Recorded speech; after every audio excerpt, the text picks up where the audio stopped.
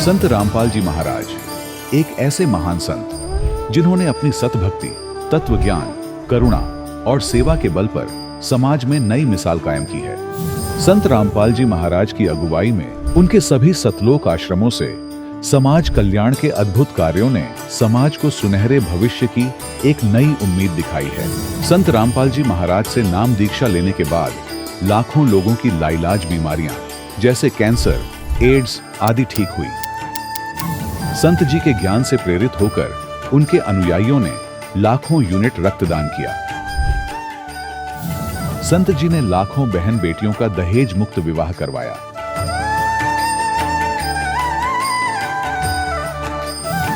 संत जी ने लाखों लोगों का नशा छुड़वाया, करोड़ों उजड़े परिवार बसे। संत जी के आश्रमों में समागम के दौरान निःशुल्क नेत्र चिकित्सा, दंत चिकित्सा प्रदान की जाती है। संत रामपाल जी महाराज द्वारा समय समय पर पर्यावरण संरक्षण के उद्देश्य से बड़े स्तर पर वृक्षारोपण किया जाता है।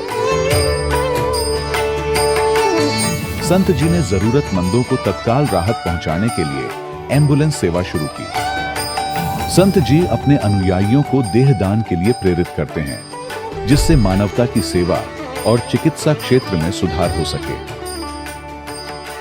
संत रामपाल जी महाराज के सभी आश्रमों में हर रोज निःशुल्क भंडारा आयोजित किया जाता है, जहां हर वर्ग, हर जाति और हर धर्म के लोग एक साथ बैठकर भोजन करते हैं।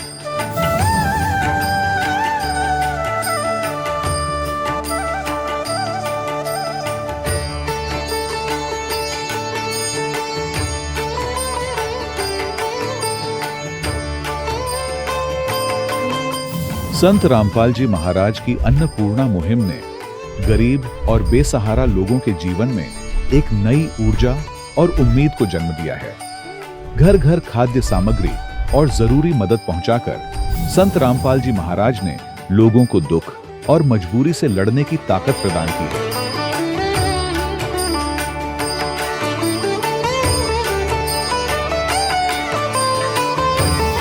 संत रामपाल जी महाराज द्वारा गरीब लोगों के लिए घर बनवाने का अद्भुत कार्य एक ऐसी मिसाल कायम कर रहा है जो सदियों सदियों संत जी की उदारता और दया भावना के तौर पर जाना जाएगा।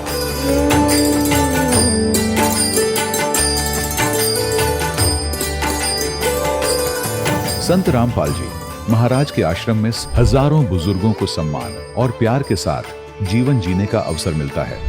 उनके खाने, रहने और स्वास्थ्य की पूरी जिम्मेदारी संत रामपाल जी महाराज उठाते हैं। अनाथ बच्चों के लिए संत रामपाल जी महाराज के सभी आश्रम किसी वरदान से कम नहीं। यहाँ उन्हें शिक्षा, संस्कार और भविष्य के लिए बेहतर अवसर प्रदान किए जाते हैं। चाहे बाढ़ हो, भूकंप या महामारी, संत रामपाल जी महाराज और उनके अनुयायी हमेशा ही जरूरतमंदों के लिए सबसे आगे खड़े रहते हैं। कोविड महामारी के दौरान संत रामपाल जी महाराज के आश्रमों से करोड़ों लोगों के लिए भोजन, दवाइयां और जीवन रक्षक सामग्रियां उपलब्ध कराई गई। चाहे गरीब की मदद हो या किसी शोषित और पीड़ित वर्ग के हक और सम्मान की लड़ाई, संत रामपाल जी महाराज ने हमेशा ही उनकी दबी आवाज को सरकारों तक पहुंचाया है और उन्हें उचित न्याय दिलवाने में अहम भूमिका अदा की है। समाज में आध्यात्मिक और सामाजिक मूल्यों के प्रति जागरूकता लाने में संत रामपाल जी महाराज हर कदम पर मानवता के सच्चे सेवक साबित हुए हैं। संत रामपाल जी महाराज का जीवन हमें सिखाता है कि सच्ची सेवा वही है जो निस्वार्थ भाव से की जाए। आइए हम भी इस महान सेवा के कार्य में इस महान संत से जुड़ें और संत रामपाल जी महाराज से नाम दीक्षा लेकर अपने जीवन को धन्य बनाएं।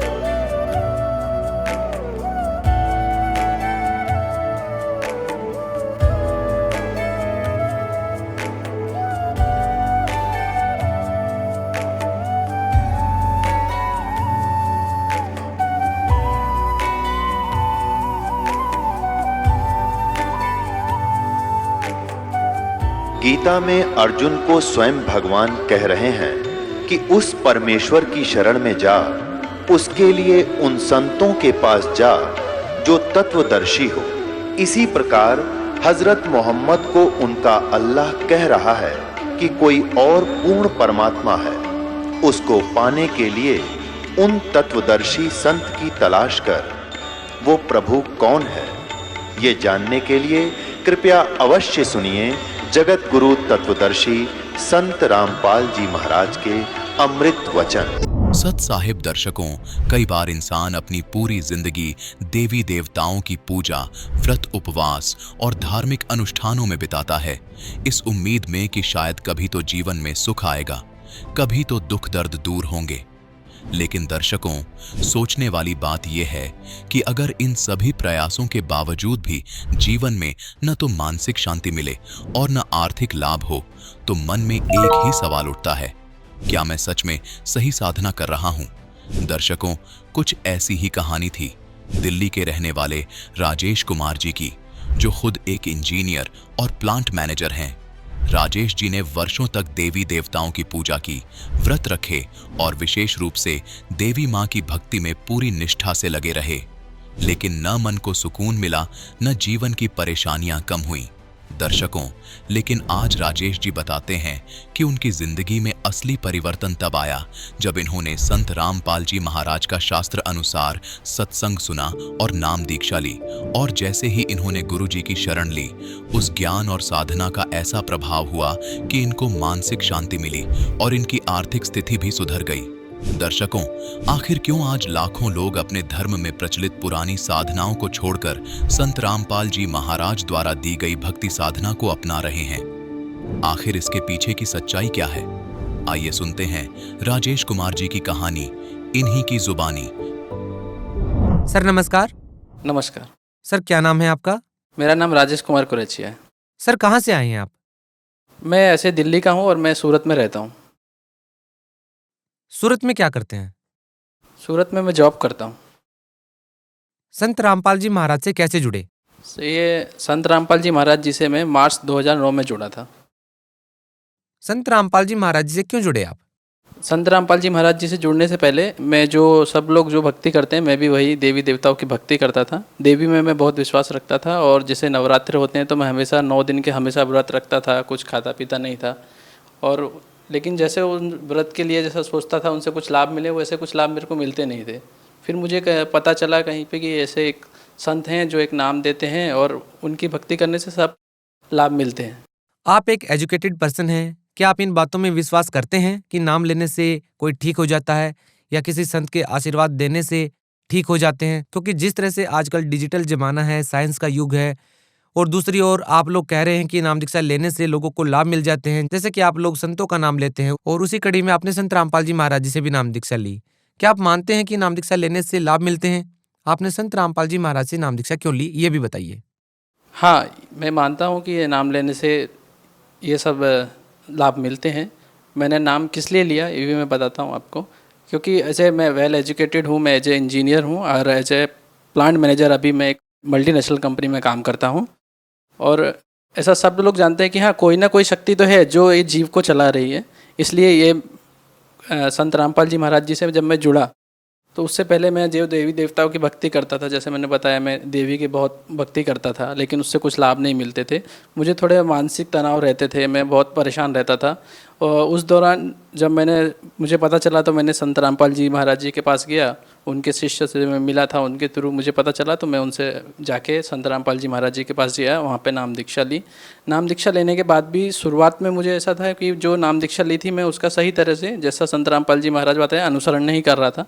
तो वो तनाव मेरा पर तब भी तनाव बरकरार था। उसके बाद मैंने एक बार सुसाइड कमिट की। मैंने एक ह्यूज अमाउंट में स्लीपिंग पिल्स ली थी। उसके बाद मेरे पिताजी फार्मासिस्ट हैं तो उन्होंने घर पे ही मेरा ट्रीटमेंट किया, तो मैं करीब 24 घंटे तक अनकॉन्शियस था। तो उस दौरान मुझे परमात्मा संत रामपाल जी महाराज जो हैं हमारे, उनके दर्शन हुए और वहाँ पे मुझे पता चला कि परमात्मा जो संत रामपाल जी महाराज हैं उन्होंने दर्शन देके मुझे बताया कि बेटा ये सही तरीका नहीं है, हमको सही मुक्ति पानी है तो आध्यात्मिक ज्ञान को जानना होगा, सही प्रकार से उस आध्यात्मिक ज्ञान पे हमको चलना होगा, तभी हमारी मुक्ति हो सकती है। संत रामपाल जी महाराज हमेशा से दावा करते रहे हैं कि जो भी उनसे जुड़ेगा, उन्हें चाहे कैसी भी बीमारी हो, चाहे कितने भी सालों से नशा कर रहा हो, उनसे नाम दीक्षा लेगा तो वो बीमारी ठीक हो जाएगी और नशे से दूर हो जाएगा। क्या मानते हैं कि ये सही है? हाँ, ये सही है, क्योंकि पूर्ण परमात्मा जो होते हैं उन्हीं में ये शक्ति है कि वो हमारे सब विकारों को दूर करके और हमें अच्छे रास्ते की ओर हमें ले जाते हैं। सर, आपकी नज़र में अच्छा और बुरा रास्ता क्या है? क्या परिभाषा है असल में अच्छे और बुरे की? अच्छा रास्ता वो है जिसमें हम किसी को दुख नहीं पहुंचाते, हम किसी तरह का व्यसन नहीं करते हैं और परमात्मा की सही जो साधना है, शास्त्र अनुकूल जो साधना है वो करते हैं। अब बात आती है सही और गलत साधना की। आपकी नज़र में सही और गलत साधना क्या है? सही साधना जैसा कि हमारे शास्त्र बोलते हैं वो सही साधना है, उसके अनुकूल चलना ये सही साधना है। सर देखिए, ये बात सत्य है कि लाखों लोग परेशान हैं, बल्कि करोड़ों लोग परेशान हैं। बहुत सारी बीमारियों से पीड़ित हैं, किसी को आर्थिक परेशानी है, जबकि भक्ति भी कर रहे हैं। उसके बावजूद भी लोगों को लाभ नहीं मिल रहा है। अब बात यदि सत भक्ति की जाए और आपकी बात मान ली जाए कि आप भक्ति कर रहे हैं, तो लोग आपसे ये जानना चाहेंगे कि आपको सत भक्ति करने से, संत रामपाल जी महाराज जी से नाम दीक्षा लेने से क्या लाभ मिले? संत रामपाल जी महाराज जी से दीक्षा लेने के बाद मुझे बहुत सारे लाभ हुए हैं। वैसे तो काफ़ी लाभ हैं, उनमें से कुछ एक लाभ मैं आपको बताता हूँ। मैं जब आर्थिक रूप से शुरुआत में जब मैंने इंजीनियरिंग ज्वाइन की, फ्रेशर था, तो मेरी जो सैलरी थी बहुत कम थी। घर से मेरा कोई सपोर्ट नहीं था, मैं सब कुछ अपने बलबूते पे कर रहा था। मैं दिल्ली में था, DMRC प्रोजेक्ट में काम कर रहा था। वहाँ से मेरा ट्रांसफ़र हुआ गुजरात के लिए। जब मैं गुजरात आया अपनी फैमिली के साथ, तो मैं 5,000 रुपये उधार लेके यहाँ पर आया था और मेरे पास कुछ नहीं था। सर, जब से मैंने संत रामपाल जी महाराज जी से ज्ञान उपदेश लिया है, तब से मेरी आर्थिक स्थिति इतनी अच्छी तरह सुधर गई है कि मैं आपको बता नहीं सकता हूँ। आज मेरे पास फ्लैट है, कार है। एक टाइम ऐसा था कि जब मेरे पास खुद के खाने के लिए पैसे नहीं थे, मैं उधार पैसा मांग के खाना खाता था। आज मैं एकदम सुदृढ़ हूँ, आर्थिक रूप से एकदम मजबूत हूँ। और मैं अपने युवा पीढ़ी से यही बोलता हूँ कि आपकी कोई भी परेशानी है, आर्थिक रूप से है, चाहे शारीरिक रूप से है, मानसिक रूप से है, आपको अगर उससे निजात पाना है तो संत रामपाल जी महाराज जी एक ऐसा जरिया है जिनकी आप सद्भक्ति देके मुक्ति पा सकते हैं और इन सब चीज़ों का आर्थिक लाभ, भौतिक लाभ और शारीरिक लाभ ले सकते हैं। और एक लाभ बताता हूँ वो आपको भगत जी। मेरे पास ऐसे लाभ हुए हैं कि अगर परमात्मा की ऐसी कृपा होती है कि अगर मेरे पास कुछ होने वाला होता है तो परमात्मा मुझे पहले ही दर्शा देते हैं और फिर उससे मुझे निजात मिल जाती है। ऐसा एक वाक्य बताता हूँ कि मैं एक बार कार से आ रहा था, तो मुझे परमात्मा का, मेरी कार में सब लोग बैठे थे, 6 की 6 सीट पूरी फुल थी और सब लोग नींद में थे। मैं काफ़ी दूर हाईवे पे था, तो मुझे परमात्मा के दर्शन हुए अचानक कि बेटा अभी कार तू साइड लगा दे, आगे एक भूसे का एक ट्रक जा रहा था भरा हुआ, वो गिरने वाला है और तेरी कार जब वहाँ से पास होगी तो उसके ऊपर गिरेगा। तो मैंने कार साइड लगा दी, वहीं थोड़ा देर रुका।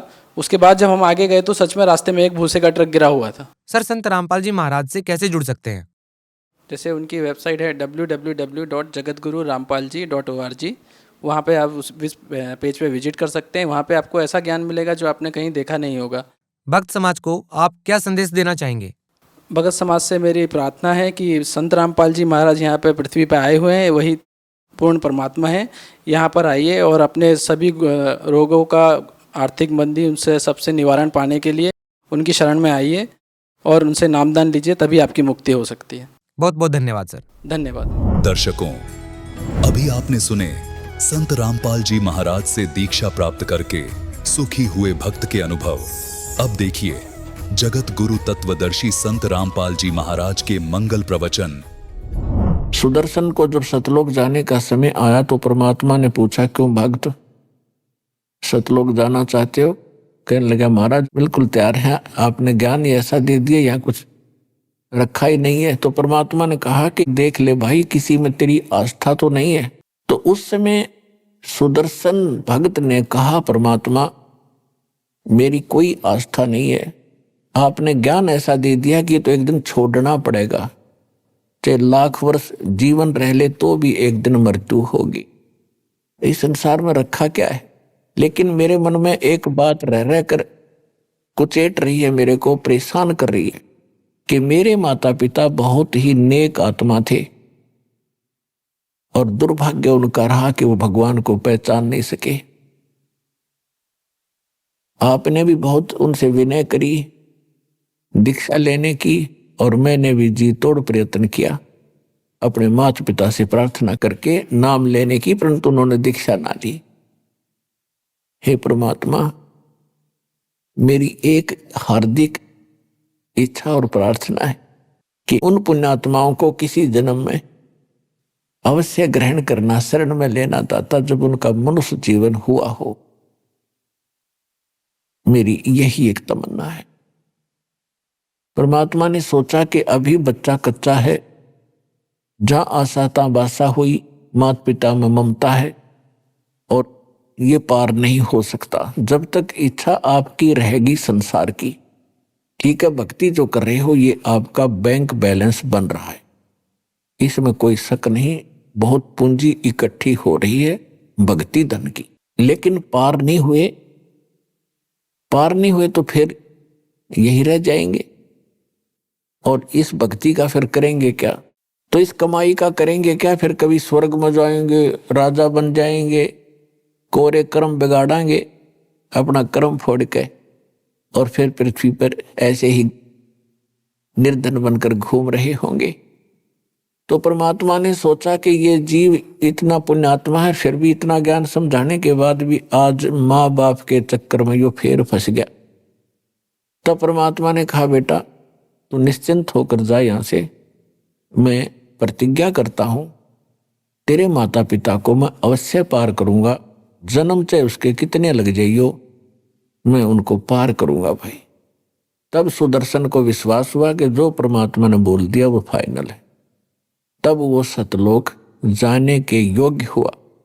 और ये स्थिति तो उस व्यक्ति की है जिसके संग में भगवान रोज रहा करते थे। तो पुण्यात्मा उनको विश्वास इतना नहीं हो पा रहा था कि सचमुच गॉड है, परमात्मा है। तो दास का उद्देश्य ये है कि आपके हृदय में सबसे पहले ये जचा दूं कि कबीर इज गॉड।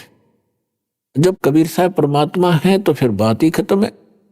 उनके सारे ज्ञान सही, उनका विधान सही, उनकी जो साधना बताई वो भी श्रेष्ठ होगी, और जो उन्होंने स्थान बताया वो भी सच्चा पावेगा, सत्य मिलेगा। तो सुदर्शन जी के जो माता पिता थे वो अगले जन्म में ब्राह्मण के घर जन्म हुआ। दोनों का पुनः संयोग पति पत्नी का हुआ, उनके बच्चे फिर भी नहीं थे।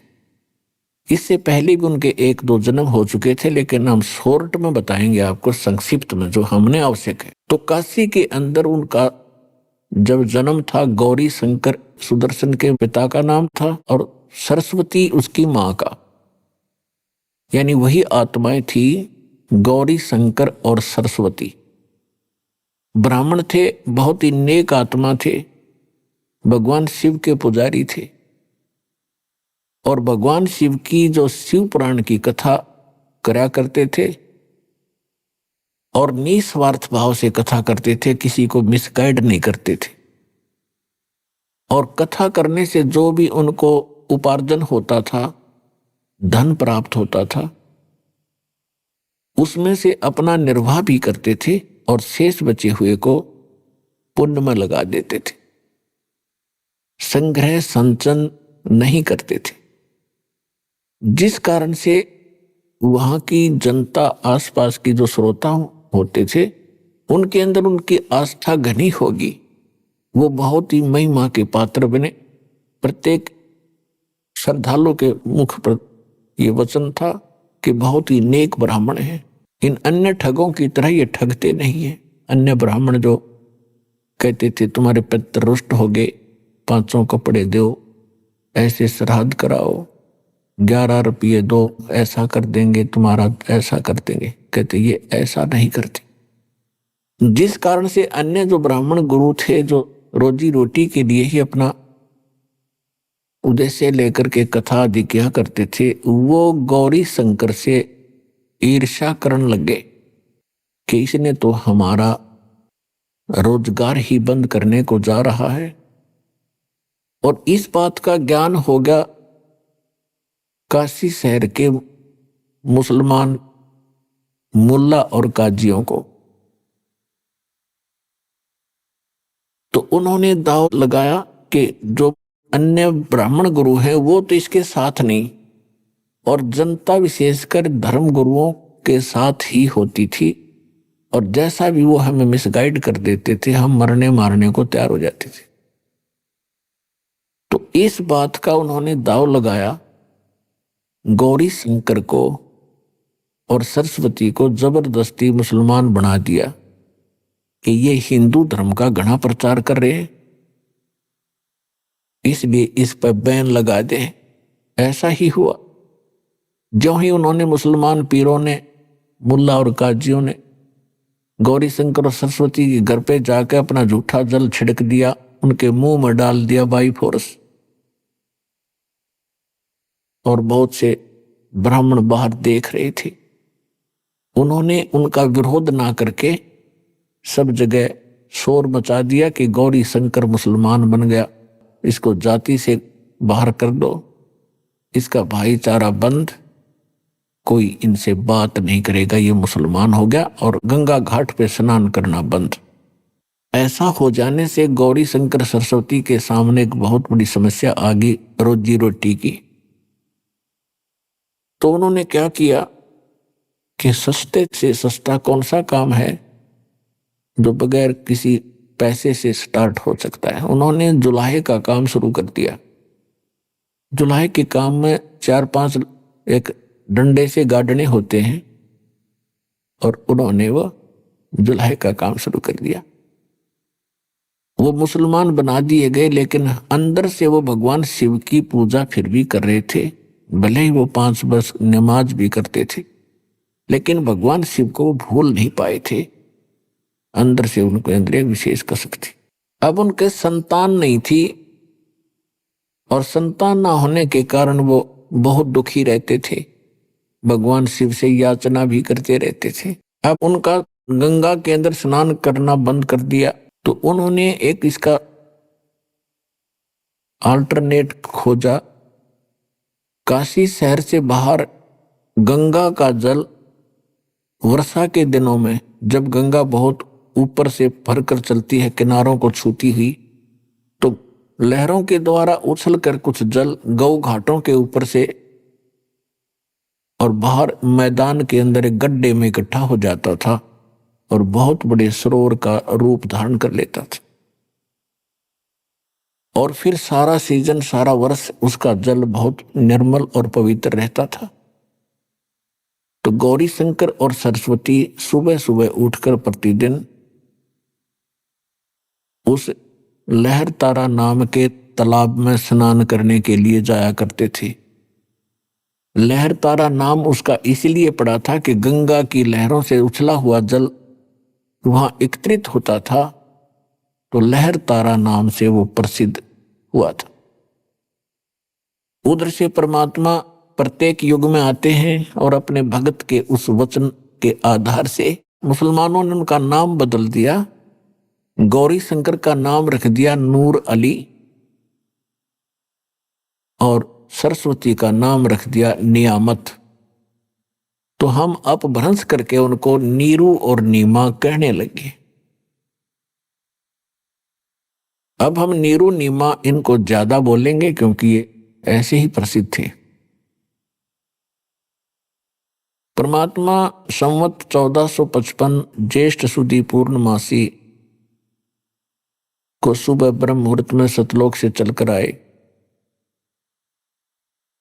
एक शिशु रूप धारण किया और कमल के फूल पर विराजमान हो गए। उस समय काशी के अंदर ये भूत पूजाएं, आन उपासनाओं का बहुत जोर था। तो उस समय स्वामी रामानंद जी एक ब्राह्मण, कुछ सुलझे हुए ऋषि थे, उन्होंने भी आकर के वहां कुछ सुधार किया था। उन्होंने 1400 ऋषि शिष्य बना रखे थे स्वामी रामानंद पंडित जी ने, और उनको ज्ञान जो उसने बता था वो ज्ञान बता रखा था। तो वो सभी प्रचार किया करते थे आसपास के क्षेत्र में। और काशी के भी उसने कई डिवीजन बना रखी थी, और उसमें एक एक अपना शिष्य ऋषि बैठा रखा था उनको प्रवचन और ज्ञान सुनाने के लिए। और किसके पुजारी थे? भगवान विष्णु के पुजारी थे स्वामी रामानंद जी। तो उनके शिष्य भी श्री विष्णु की कथा सुनाया करते थे, गीता की कथा सुनाया करते थे, राम और कृष्ण के किस्से सुनाया करते थे। तो उन्होंने कुछ सुधार किया था। फिर भी वहां कच्चापन था, इसलिए परमात्मा पहुंचे, क्योंकि हिंदू धर्म की आस्था का केंद्र और धार्मिक शिक्षा का केंद्र भी बनारस यानी काशी शहर ही रहा है। जिस कारण से परमात्मा ने वही अक्षेत्र, वही शहर चुना कि वहां बड़े विद्वान ऋषि रहते हैं। यदि उन्होंने मेरे ज्ञान को स्वीकार कर लिया तो मेरा काम आसान हो जाएगा। इसलिए परमात्मा सतलोक से चलकर आए और बनारस शहर के अंदर लहर तारा तालाब के अंदर विकसित कमल के फूल पर आकर विराजमान हो गए, एक शिशु रूप धारण करके। उधर से स्वामी रामानंद जी का एक शिष्य अष्टानंद नाम के एक ऋषि, वो प्रतिदिन उस लहर तारा तालाब के ऊपर स्नान करने के लिए जाया करते थे और कुछ देर वहां बैठकर उस शांत प्रिय अक्षेत्र में अपने गुरुजी के द्वारा बताई गई साधना को किया करते थे। उस दिन भी वो स्नान करके अपनी साधना करने के लिए बैठे थे, आसन लगा के लहर तारा तालाब के किनारे पर घास पर। उधर से परमात्मा सतलोक से चलकर आए एक शिशु रूप धारण करके। उनका बहुत तेज था। अब अष्टानंद जी अपना क्रिया साधना करने में तत्पर थे। उनकी अचानक दृष्टि आकाश में गई कि ऊपर से ये प्रकाश कैसे आ रहा है, कितनी गति से आ रहा है। उसने जो ही आसमान में देखा, उसकी आंखें चरम दृष्टि उस प्रकाश को सहन नहीं कर सकी। वो प्रकाश का गोला सा दिखाई दे रहा था। अब जैसे हम अपनी आंखों से सूर्य को कभी गलती से देख लेते हैं, दृष्टि पड़ जाती है, तो हमारी चरम दृष्टि सूर्य के उस तेज को सहन नहीं कर पाती और हम दूसरी साइड में जब नजर करते हैं तो सूर्य का प्रकाश रहित आकार हमें दिखाई देता है। ठीक यही स्थिति थी उस अष्टानंद ऋषि की हुई कि उसने देखा था एक प्रकाश का गोला, उसकी आंखें सहन नहीं कर सकी उस तेज को, और जो ही उसने आंखें बंद करी और साइड में की तो क्या देखा, एक नवजात शिशु देखा, एक बालक का उसमें चित्र दिखाई दिया। इस दृश्य को देखकर अष्टानंद बड़े चकित हुए और कुछ देर में क्या देखा उसने कि वो प्रकाश उस लहर तारा तालाब में एक किनारे पर सिमट गया। अब अष्टानंद जी ने सोचा कि मैं अपने गुरुदेव स्वामी रामानंद जी से पूछूंगा कि ये आज मैंने क्या देखा, ये मेरी कोई भक्ति की उपलब्धि है या मेरी कोई गलत फहमी बन गई है, मेरी कोई भ्रमणा है, संशय। वो वहां से उठकर आ गया। उधर से आकर उसने अपने गुरुदेव जी से कहा कि गुरुदेव, आज आपके शिष्य ने ऐसे ऐसे साधना काल में, साधना समय में एक प्रकाश देखा, आकाश से बहुत तेज गोला आ रहा था, और जब मेरी आंखें सहन नहीं कर सकी तो मैंने आंखें बंद कर ली।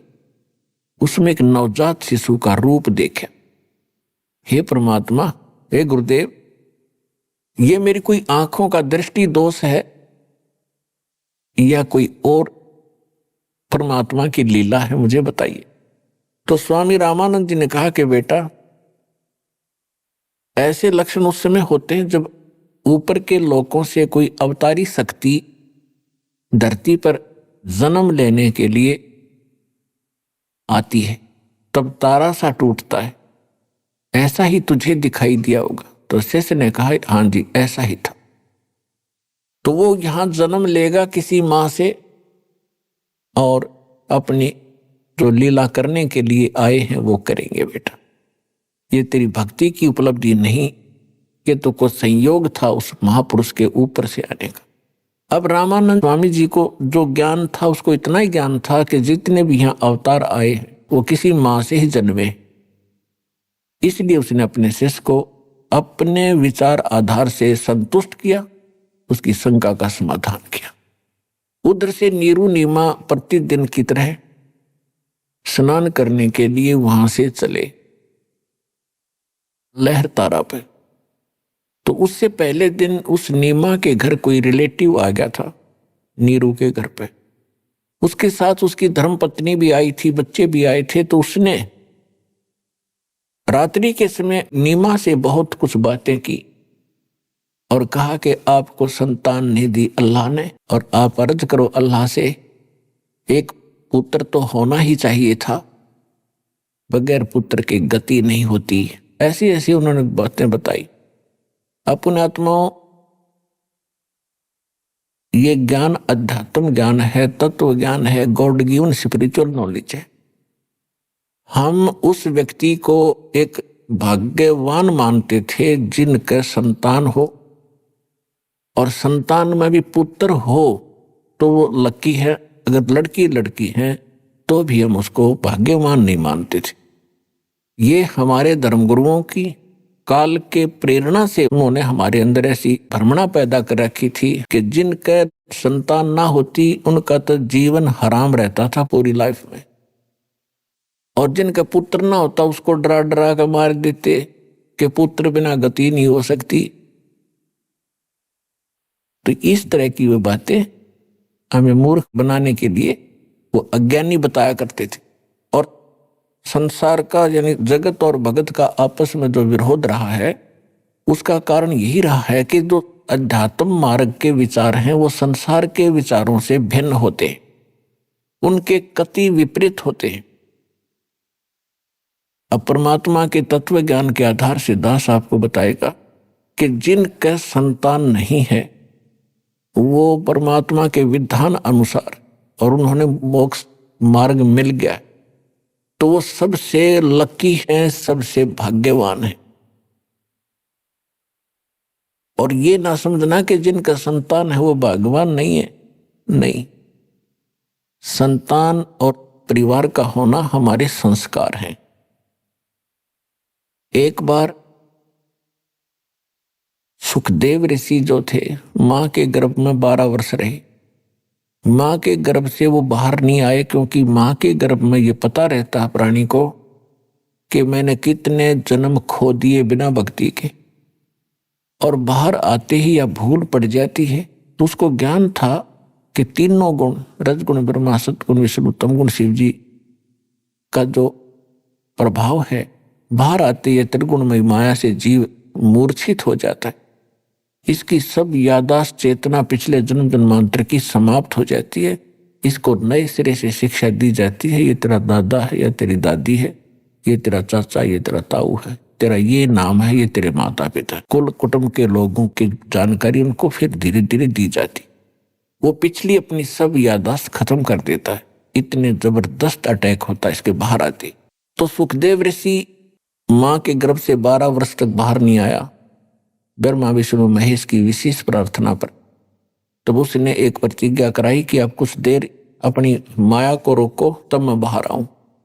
तो उन्होंने भी कहा ब्रह्मा विष्णु महेश जी ने कि हम ज्यादा समय तक माया को नहीं रोक सकते, हमारा शरीर फट जाएगा, हम केवल इतनी देर रोक सकते हैं, फ्रिक्शन ऑफ सेकंड। तो सुखदेव जी ने कहा आप इतनी ही देर रोक लीजिए। तभी वो मां के गर्भ से बाहर आया और उसको चेतना बनी रही कि भगवान, मनुष्य जीवन केवल परमात्मा प्राप्ति के लिए मिला है। यहाँ जो भी हमारे रिलेशन हैं, हमारे जो नाते हैं, ये संस्कार से जुड़े। तो ब्रह्मा विष्णु महेश अंतर्ध्यान हो गए। जब उनके पिता, क्योंकि वेद व्यास ऋषि हुए हैं, उनकी पत्नी के गर्भ से सुखदेव ऋषि का जन्म हुआ था। तो वेद व्यास जी बड़े विद्वान पुरुष थे, उनको पता था कोई योगी पुरुष है मेरी पत्नी के गर्भ में और 12 वर्ष से बाहर नहीं आ रहा है, तो ऐसे भगवान पुत्र के मैं दर्शन करूंगा, ऐसा अच्छा पुत्र मुझे प्राप्त होगा। इस आशा में वो 12 वर्ष तक उसकी इंतजार करता रहा। जब सुखदेव ऋषि मां के पेट से बाहर आया और अपनी और नाल को कंधे पर डाल के ऐसा ही उठकर चल पड़ा, बाहर आते ही 12 वर्ष का शरीर बन गया। अंदर सूक्ष्म शरीर से छोटे बालक का रूप था। अब व्यास ने कहा बेटा, क्योंकि मां के गर्भ में जब सुखदेव था तो उसकी माता को कोई परेशानी नहीं थी, जो गर्भ के दौरान हुआ करती है माताओं को।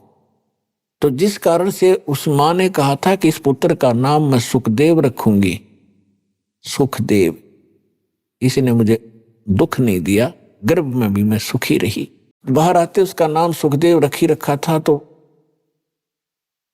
वेद व्यास जी ने कहा कि बेटा सुखदेव एक बार मुझे दर्शन दे। वो पीठ करके चल पड़ा उठ के, और व्यास जी पीछे पीछे चल पड़ा कि बेटा 12 वर्ष तेरी इंतजार करी, अरे एक बार शकल तो दिखा दे। तो पीछे से ही मुड़ के नहीं देखा उसने, सुखदेव ने, और कहा ऋषि जी ना जाने कितनी बार तो आप मेरे पिता बने और मैं आपका बेटा बना, ना जाने कितनी बार आप मेरे बेटा बने और मैं आपका बाप बना। ये बहुत बुरा झंझट है।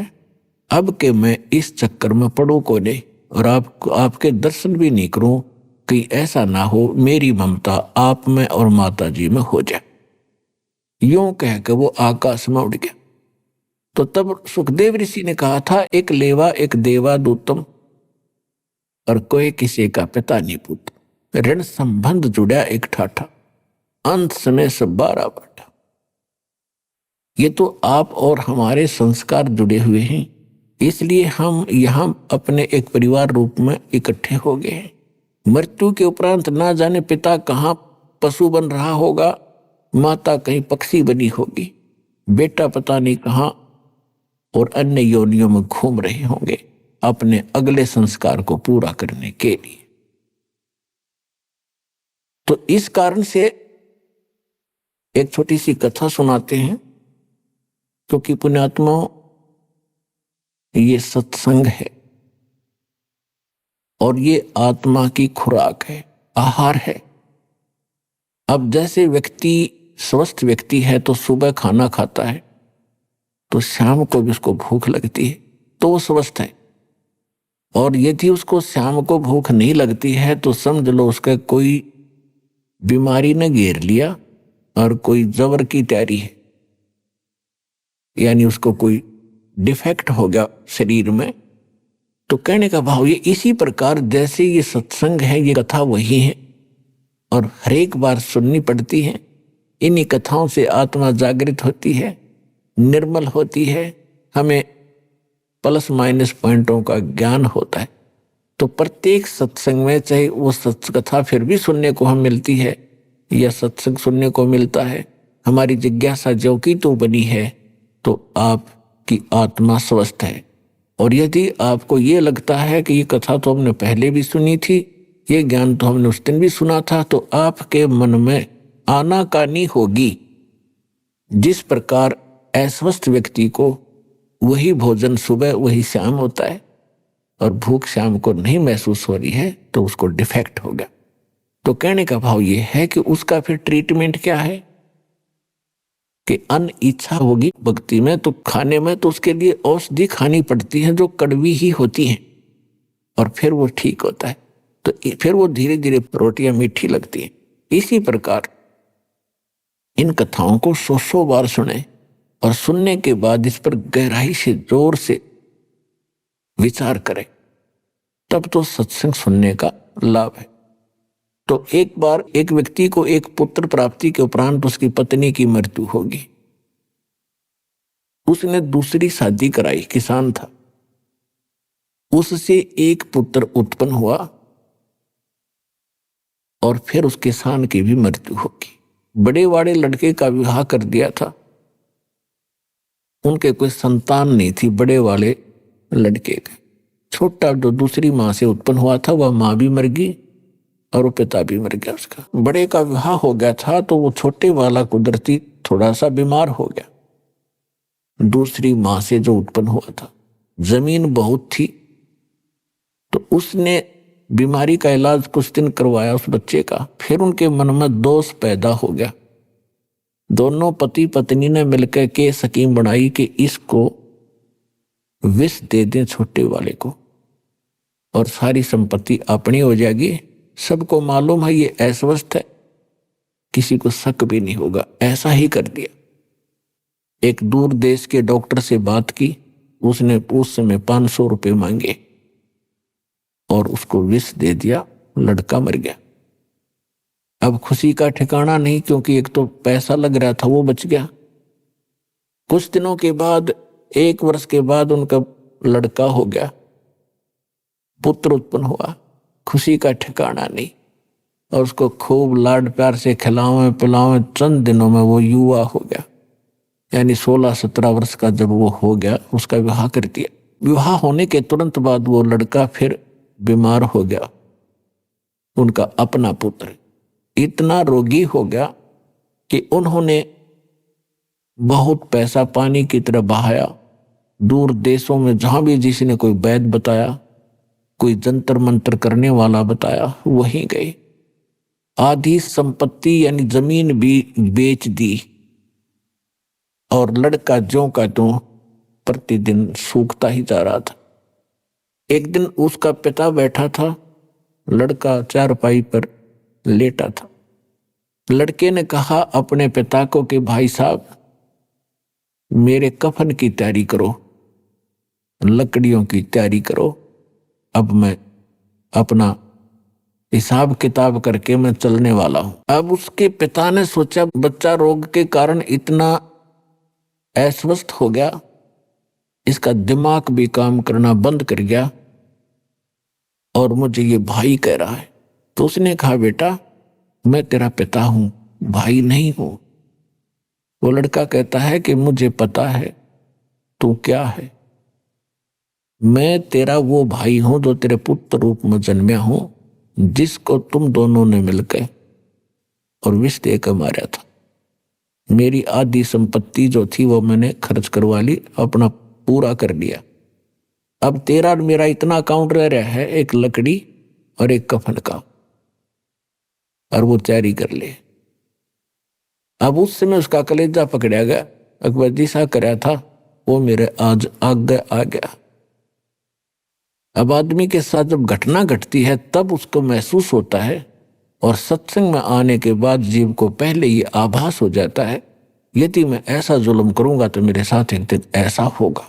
तब उसने कहा कि भाई बिल्कुल सही बात है, हमने जो जुल्म किया था बेटा भाई मेरे सामने आ गया। अब आगे हमारे संतान की आस नहीं,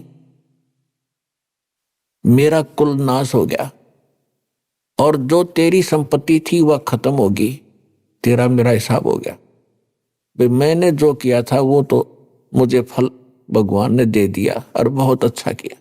आज मेरी आंख खुल गई, और मैं अपनी पत्नी के बहकावे में आके भाई तेरे साथ मैंने जो कर दिया। वो बोला भाई जो किया वो भोगना तो पड़ेगा ही पड़ेगा, किसी के बहकावे में करो चाहे ना करो। तब उसने पूछा, उसके पुत्र भाई कहो चाहे बाप कहो, उसने उस लड़के से पूछा, भाई जो बोल रहा था कि मैं तेरा भाई हूं, और वैसे उसके शरीर से पुत्र था, उससे पूछा कि हमने जैसा किया वो तो हमारे सामने आ गया, हमारा तो सर्वनाश हो गया। अब कुल नाश हुआ, संतान आगे है नहीं, लेकिन एक बात बता, जो तेरी पत्नी है इसने क्या अपराध कर दिया? उसमें सती प्रथा थी, और सती प्रथा के तहत उसमें क्या होता था, यदि किसी लड़की का पति मर जाता था उसको 7 चिता में जिंदा फूंका करते थे। तो उसने कहा कि इसका क्या दोष है जो तेरे साथ ही जिंदगी जलेगी। अभी आपने सुने संत रामपाल जी महाराज के मंगल प्रवचन। आइए अब सुनते हैं संत रामपाल जी महाराज से नाम दीक्षा लेकर सतभक्ति करके अद्भुत लाभ प्राप्त करने वाले अनुयायी के विचार। दर्शकों, जब मनुष्य पूरी श्रद्धा से अपने धर्म में प्रचलित भक्ति साधनाएं करता है और फिर भी उसे कोई लाभ नहीं मिलता, तो वह अपने ही कर्म और श्रद्धा पर शंका करने लगता है, फिर चाहे वह शिक्षा हो, व्यवसाय हो या भक्ति ही क्यों ना हो। दर्शकों, कुछ ऐसी ही कहानी थी महाराष्ट्र की रहने वाली जानवी प्रदीप वालस्कर जी की। जानवी जी ने बचपन से ही हिंदू धर्म में प्रचलित सभी प्रकार की साधनाएं की, पूजा पाठ, व्रत उपवास, मंत्र जाप और मंदिरों में दर्शन। लेकिन इसके बावजूद भी परेशानियां और बीमारियां इनका पीछा नहीं छोड़ रही थीं। लेकिन फिर इनके जीवन में एक ऐसा मोड़ आया जब इन्होंने संत रामपाल जी महाराज से नाम दीक्षा ली। दर्शकों, आज जानवी जी का कहना है कि जब से मुझे संत रामपाल जी महाराज की शरण मिली है, तब से मेरा जीवन पूरी तरह से बदल चुका है। आज मैं और मेरा परिवार न केवल शारीरिक रूप से स्वस्थ हैं, बल्कि हमें आत्मिक शांति और सच्चे सुख की अनुभूति भी हो रही है। दर्शकों, आखिर जानवी जी ऐसा क्यों कह रही हैं? आखिर संत रामपाल जी महाराज ने इन्हें ऐसी कौन सी दिव्य औषधि दे दी जिससे इनकी सारी परेशानियां और परिवार की लाइलाज बीमारियां छूमंतर हो गईं? आखिर इसके पीछे की सच्चाई क्या है? आइए सुनते हैं जानवी जी की कहानी, उन्हीं की जुबानी। जी नमस्कार। जी नमस्कार। क्या नाम है जी आपका? हमारा नाम जानवी प्रदीप वालस्कर। जानवी जी, क्या करते हैं आप? हम टीचर हैं आरएसएस वाले स्कूल में, सरस्वती शिशु मंदिर में सन 98 से लेके 2008 तक निरंतर कार्यरत रहे। आपने संत रामपाल जी महाराज जी से नाम दीक्षा लेने से पहले क्या भक्ति साधनाएं की? हमने सभी देवी देवताओं की भक्ति करते थे जो हिंदू समाज में अभी चलते आ रहे हैं, और हमारे घर का माहौल भी वैसा ही भक्तिमय था। हमारे मम्मी पापा काफ़ी भक्ति करते थे। बचपन से ही हम पापा हमारे राम राम राम राम लिखवा के लोई में, आटे की लोई में गोलियां बना के मछली को खिलाने के लिए कहते थे। हम चारों बहन भाई ऐसे ही करते थे, और मम्मी जितने भी व्रत करती थी हम मम्मी के साथ साथ व्रत करते थे। विशेष तौर से गणपति और भोलेनाथ जी की भगवान व्रत करते थे, और संकट चतुर्थी भी मम्मी के साथ करते थे। बचपन से हम इतनी पूजा करते थे और भगवान के प्रति हमारी बहुत ज़्यादा श्रद्धा थी। पर जैसे ही विवाह हो गया हमारा, विवाह के बाद हमने गायत्री परिवार में आ गए, क्योंकि पड़ोसन हमारी गायत्री परिवार की थी। और उस विवाह के बाद तो हम काफ़ी परेशान रहने लगे कि आर्थिक भी और मानसिक भी, घर में भी बड़ी अशांति थी। तो वो बोली कि तुम गायत्री का मंत्र जाप करती रहो, इससे आपको बहुत लाभ होगा, आपके सारे दुख दूर हो जाएंगे। तो हम उसके साथ गए और नाम दीक्षा ले ली गायत्री की, और तब से हम गायत्री की इतनी तन मन धन से व्रत करते थे, पूजा करते थे, नवरात्रि के व्रत करते थे। हर साल शांति कुंज में जाते थे। शांति कुंज में हवन यज्ञ का ट्रेनिंग देते थे। वो 9 दिन का सत्र करके आते थे हम, और ट्रेनिंग लेने के बाद यहाँ पे घर पे आते थे। घर पे स्कूल से आने के बाद जहाँ से भी आता है फ़ोन या बुलावा आता है कि यहाँ हवन होना है, या विवाह संस्कार होना है, या जन्मदिन संस्कार है, तो हम माँ बेटी चले जाते थे झोला उठा के। बेटी की डफली उठा लेती थी, वो भजन पूजन करती थी, और 3 घंटे लगते थे हवन यज्ञ में। हम पूरा करते थे, ना भूख ना प्यास, कुछ भी नहीं, इतना हम समर्पित थे। फिर भी दुखों का, संकट का कोई निवारण ही नहीं होता था। एक संकट गया कि दूसरा आता था, दूसरा गया कि तीसरा आता था। हम इतने थक गए थे, इतने रोते थे, हे गायत्री माता, ये कब संकट निवारण होंगे, और कितने देना है तो इकट्ठा दे दो, पर ये ख़त्म हो जाए। जब भी हम शांति कुंज जाते थे, शांति कुंज से शैल दीदी से चरण स्पर्श करते थे, तब हम यही कहते थे कि दीदी हमारे बहुत संकट है, हम बहुत कष्ट में हैं, कब कष्ट समाप्त होंगे? तो कहते थे कि ये प्रारब्ध है, ये तो भोगना ही पड़ेगा। बहन जी, हमें आप एक बात बताइए, आपने गायत्री परिवार में रह के कितने साल तक साधनाएं की? 26 साल हमने भक्ति साधना की है। लेकिन गायत्री परिवार में जिस तरह के यज्ञ हवन करवाए जाते हैं और जो आप गायत्री मंत्र का जाप करते थे, इन सब चीजों का खंडन तो संत रामपाल जी महाराज जी बहुत पहले से करते आए हैं। आपका इस बारे में क्या कहना है? वो करते आए हैं तो ये आज हमें समझ में आ गया कि वो गलत साधना थी, क्योंकि हमें कोई लाभ ही नहीं हुआ, और हम इतने निराश हो चुके थे। इवन इतना हम ये बता रहे कि हम नास्तिकता की ओर जा रहे थे। जब हमने तत्वदर्शी संत को ढूंढने लगे, फिर हमने क्या किया कि श्री राम शर्मा आचार्य जी की लिखी छोटी छोटी पुस्तक थी, तो पहले हमें ब्रह्मा की पुस्तक मिली। ब्रह्मा की पुस्तक हमने पढ़ी कि यही भगवान हो सकते, पूर्ण ब्रह्मा। तो पुस्तक पढ़ी तो उसने पुस्तक में लिखा था कि वो अपने बेटी पे ही बुरी नज़र डालता है और उसका शील हरण करता है। हमने कहा नहीं, ये भगवान नहीं हो सकता है। उसके बाद हमने कहा ज़रूर अल्लाह होगा। तो फिर अल्लाह अल्लाह अल्लाह तो एक ही है, हमें लगा अल्लाह ही होगा। फिर हम मजार मस्जिद जाने लगे, फिर वहाँ अपना दुखड़ा रोने लगे और प्रार्थना करने लगे। पर जब बकरीद आती तो सब लोग बकरा काट के गौ मांस काट के अपनी ईद मना रहे हैं। हमने कहा अल्लाह ऐसा नहीं हो सकता है, जिसने बनाया सारे जीव जंतुओं को उसको काट के उसका मांस खाने के लिए कभी नहीं कहेगा। तो फिर अल्लाह, हमने कहा अल्लाह नहीं हो सकता। फिर हमारे साथ जो एक टीचर थी, वह टीचर ईसाई थी, बड़ा अच्छा व्यवहार था, उनसे ज्ञान चर्चा चलती थी। हमने कहा ज़रूर यीशु ही होंगे। फिर हमने उनके साथ भी चर्च गए 2-3 बार। फिर उन्होंने हमें एक छोटी सी बाइबल दी, ये पढ़ो। तो हमने वो बाइबल पढ़ी बड़ी श्रद्धापूर्वक। पर जब यीशु को यहूदी लोग मारते हैं बुरी तरह के और क्रॉस पे लटका देते हैं और कील ठोक देते हैं, तब यीशु कहते हैं कि हे भगवान, हे गॉड, हे ईश्वर, इन अज्ञानियों को माफ़ कर दो। तब हमें लगा नहीं, यीशु भी पूर्ण गॉड नहीं है, उनके ऊपर भी कोई पूर्ण परमात्मा है। इस प्रकार हम परमात्मा को ढूंढ रहे थे और फिर हम नास्तिक बन गए। जानवी जी, आपने अपना पूरा जीवन भगवान की खोज में बिता दिया, जिसमें आपने चारों धर्म में से किसी को नहीं छोड़ा। प्रत्येक धर्म के ग्रंथों को पढ़ते हुए आपने भगवान प्राप्ति की खोज जारी रखी।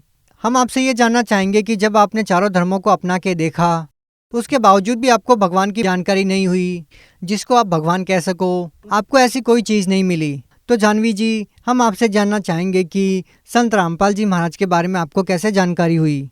हाँ, यही हम अभी बताना चाहते कि हम बर्थ सर्टिफिकेट लाने गए तो चाचा के गांव चले गए, जलगांव जिला में पाचोरा। तो वहाँ गए चाचा के यहाँ, तो नहा धो के हमने कहा चाची से हमें हवन करना है। तो चाचू बोले मैं चाय बना लेती, तब तक तुम 2 मिनट चाचा से बात कर लो। चाचा से बात की तो चाचा बोले तुम्हारे पास टाइम हो तो मैं थोड़ी बात बता दूं। हमने कहा हाँ बता दीजिए, आधे घंटे में, क्योंकि हमें तुरंत निकलना था। तो चाचा ने हमें बताया कि देखो हमारे साथ बहुत धोखा हो गया है। हमने कहा कैसा धोखा? बोले हम जिसकी भक्ति करते हैं उसका, हम जिस लोक में रह रहे, ये काल का लोक है और यहाँ का भगवान काल भगवान है, ज्योति निरंजन भी उसी को कहते हैं। आपको ये जानकारी कहाँ से मिली?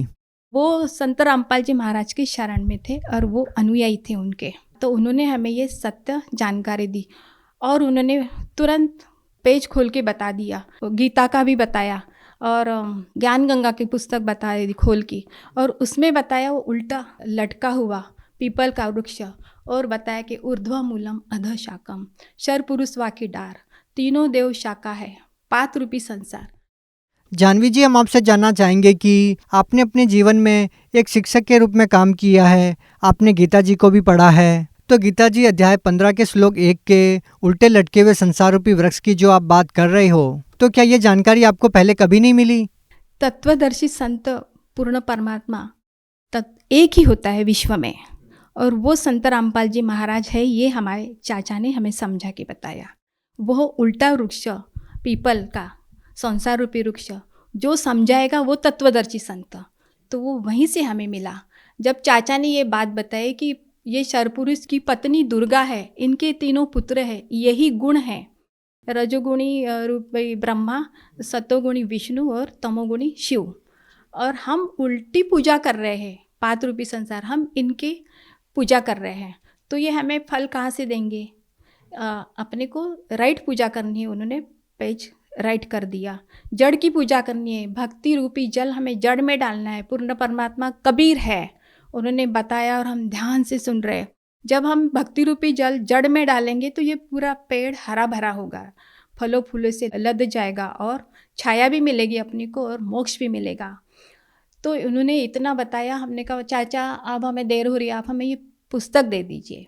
उन्होंने पुस्तक दे दी, हमने पुस्तक ली और बस में बैठ के आगे के सफ़र में निकल गए। हमने अपना पूरा काम कर लिया और बस में बैठे बैठे हमने सृष्टि रचना पूरी पढ़ ली। सृष्टि रचना पढ़ते ही हमारे होश उड़ गए। हमने कहा हे परमात्मा आप यहाँ मिले, हम इतने ऐसे हो गए बिल्कुल गदगद।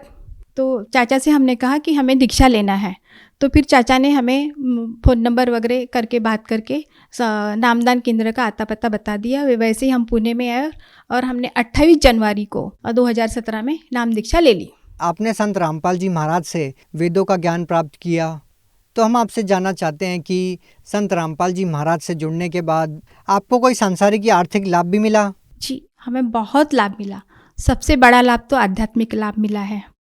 सच्चा गुरु मिला, पूर्ण परमात्मा कौन है जिसकी खोज में हम लगे थे वो प्राप्त हुआ, और हमें मोक्ष भी प्राप्त होगा, और मोक्ष प्राप्त होने के बाद हमें जाना कहाँ है ये भी पता चल गया कि हमें अपने निजधाम जाना है और वहीं से हम आए हैं, ये हमें लाभ बहुत बड़ा मिल गया। और हमें ये लाभ मिला है कि हमारे हस्बैंड को अस्थमा था 20 साल से, आज उनका अस्थमा पूर्णतः 80% सही हो गया है। नहीं तो वो पूरी रात बारिश और सर्दियों में सोते नहीं थे, बैठे बैठे बिताते थे। और डॉक्टर ने भी बोल दिया था और वो भी मान गए थे कि ये अभी बचने वाले नहीं हैं। जैसे संत रामपाल जी महाराज से दीक्षा ले ली, उनका स्वास्थ्य एकदम सही हो गया है। क्या संत रामपाल जी महाराज ने उनके अस्थमा को ठीक करने के लिए कोई दवाई या जड़ी बूटी दी? नहीं, कोई दवाई नहीं दी, उन्होंने सद्भक्ति दी। वो मंत्र में ही पावर है। सतनाम का मंत्र श्वास से ही है। उनकी श्वास की बीमारी है, श्वास के मंत्र से ही उनकी बीमारी ठीक हो गई है। और हमें अनेकों लाभ मिले, पर अभी हम बता रहे हैं कि मैं, मेरी बहन और मेरे पति और उनकी बेटी, हम चारों लोग हरियाणा में गए तो वहाँ बहुत तेज़ से बारिश आई और इनका अस्थमा बढ़ गया। तुरंत इनका अस्थमा बढ़ गया तो हमने कहा संत रामपाल जी महाराज आपकी शरण में है, आप ही संभालो हमें। और तो उतने में एक ऑटो वाला आया। ऑटो वाले से कहा हमने कि आप रुको थोड़ा, मैं और बहन की बेटी को जाना था दिल्ली, फ्लाइट से जाना था। तो उतने में परमात्मा से कहा कि संत रामपाल जी महाराज आप ही मेरे भगवान हो, आप सारी व्यवस्था कर दीजिए। उतने में एक सफ़ेद कार आती है और वो रुकती है बारिश में ही, कहती बहन जी आप लोगों को कहाँ जाना है? तो हमने कहा हम लोगों को तो रोहतक जाना है और इसको हवाई अड्डे जाना है। तो बोले हम लोग वहीं जा रहे और संत रामपाल जी महाराज के हम शिष्य हैं, आप भेज दीजिए। तभी हमने कहा ये संत रामपाल जी महाराज ने इतना चमत्कार कर दिया कि उसकी व्यवस्था हो गई। वो ऑटो वाला हमें ले गया। हमने कहा भाई इनकी तबीयत खराब हो रही है, आप अपने घर ले चलिए। ऑटो वाला ने एक घर में लेके गया और वहाँ संत रामपाल जी महाराज ने ऐसी प्रेरणा उनके मन में भर दी कि वहाँ उन्होंने इतना अच्छा व्यवहार किया, गर्म पानी गर्म चाय सब दे दिया उनको। और उन्होंने एक अस्थमा की पुड़िया एक पड़ोस वालों से ला के उनको दी और उनका अस्थमा एकदम ठीक हो गया। दूसरे दिन वही लोग अस्पताल लेके गए और 3 महीने की दवाई दी।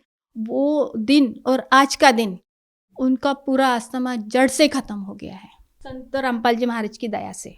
और हमें ये लाभ मिला कि हम बाथरूम में नहाने जा रहे थे तो वो हीटर ऑटोमेटिक था, पर उस दिन पता नहीं क्या हो गया, हम कपड़े भी धो रहे थे, उतने में हीटर एकदम ब्लास्ट कर गया फटाक से। और देखा तो इतना हीट पूरा भाप से पूरा दिखाई नहीं दे रहा था बाथरूम, और हम आराम से बाहर आ गए। एक बूंद भी हमारे एक छींट भी ऊपर नहीं आया। तो वो जीवन दान हमें संत रामपाल जी महाराज ने दिया है वहाँ पे। और एक लाभ बताना चाहती हूँ मैं। हम दोनों लोग डबल सीट जा रहे थे बाइक से, और एक पीछे से एक दूसरी बाइक आती है डबल सीट, वो हमारी गाड़ी को ठोक देती है और हम लोग वहीं पे गिर जाते हैं। पर संत रामपाल जी महाराज की दया से उसी समय सिग्नल गिर जाता है और पीछे की गाड़ियाँ पीछे ही रुक जाती है और हम लोग आराम से उठते हैं। लोग भी हेल्प करते हैं, पर हमें एक भी खरोच नहीं आया। वो भी पूछते हैं कि तुम्हें कुछ लगा? तो उनको भी नहीं लगा और हमें भी नहीं लगा। वहाँ पे भी संत रामपाल जी महाराज ने जीवन दान दे दिया है। आप भगत समाज को क्या संदेश देना चाहते हैं? भगत समाज को मैं संदेश तो नहीं दूंगी, संदेश परमात्मा देते हैं, पर मैं यही बताना चाहती हूँ कि सद्भक्ति करिए। पूर्ण परमात्मा धरती पर आए हैं, संत रामपाल जी महाराज ही पूर्ण परमात्मा कबीर है। हम लोग बोलते हैं गुरुर ब्रह्मा गुरुर विष्णु गुरुर्देव महेश्वरा, गुरु साक्षात पर ब्रह्म तस्मै श्री गुरुवे नमः। साक्षात गुरु परमात्मा हरियाणा में आए हैं संत रामपाल जी महाराज के रूप में। आप निरंतर 1 महीना तक सत्संग देखिए, किसी भी चैनल पे देखिए, कई चैनलों पे आता है और नीचे में एक पट्टी चलती है, व्हाट्सएप नंबर उसमें दिया है। आप व्हाट्सएप करके निःशुल्क पुस्तक ज्ञान गंगा और जीने की राह, एक कोई भी पुस्तक आप मंगवा लीजिए, पूरा ज्ञान समझ लीजिए और पूर्ण परमात्मा की शरण में जाके अपना पूर्ण मोक्ष करवा लीजिए। क्योंकि 84 लाख योनि के बाद ये मनुष्य जन्म सिर्फ मोक्ष के लिए मिलता है। बहुत बहुत धन्यवाद। धन्यवाद।